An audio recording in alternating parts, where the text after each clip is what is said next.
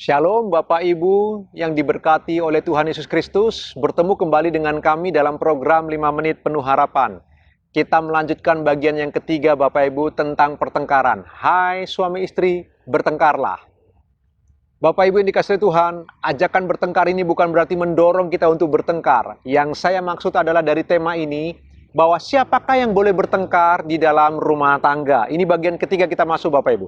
Yang boleh bertengkar dalam rumah tangga adalah mereka yang punya cara pikir yang benar bahwa laki-laki dan perempuan adalah setara. Kita beda jenis kelamin, tapi kita sederajat di dalam Tuhan. Dalam 1 Korintus 11 ayat 11 firman Allah berkata demikian. Firman Allah berkata, namun demikian, dalam Tuhan tidak ada perempuan tanpa laki-laki, dan tidak ada laki-laki tanpa perempuan. Ayat ke-12, sebab sama seperti perempuan berasal dari laki-laki, demikian pula laki-laki dilahirkan oleh perempuan.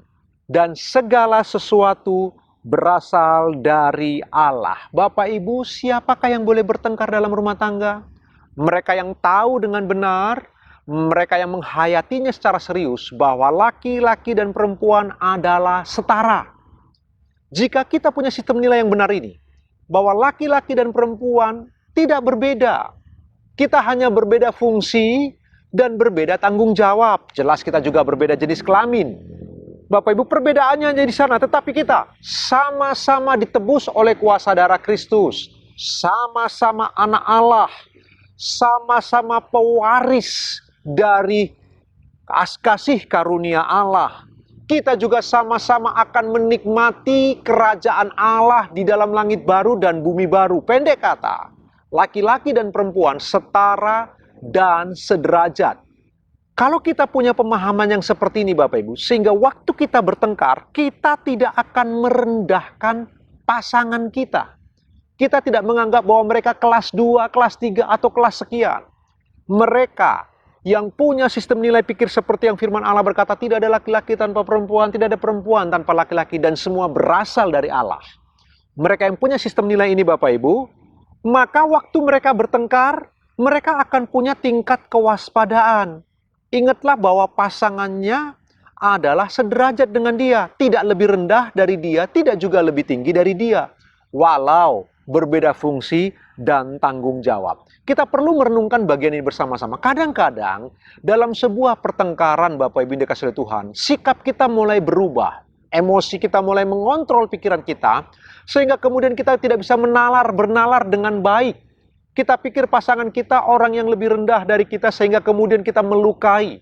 Ingatlah baik-baik Bapak Ibu, ketika kita melukai seseorang fisiknya, lebih mudah untuk disembuhkan. Tapi ketika kita melukai dengan verbal, dengan perkataan kita, maka itu akan terekam kuat di dalam hati dan pikirannya. Dan itu sulit untuk bisa dilupakan. Itu bisa melukai batin, sehingga kemudian terjadi luka-luka batin yang tidak mudah untuk sembuh.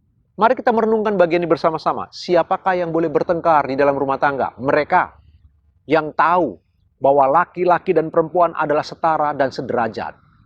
Orang-orang seperti ini, kalau bertengkar, mereka akan berhati-hati. Karena bagi mereka, pasangan mereka adalah VVIP. Very, very important person.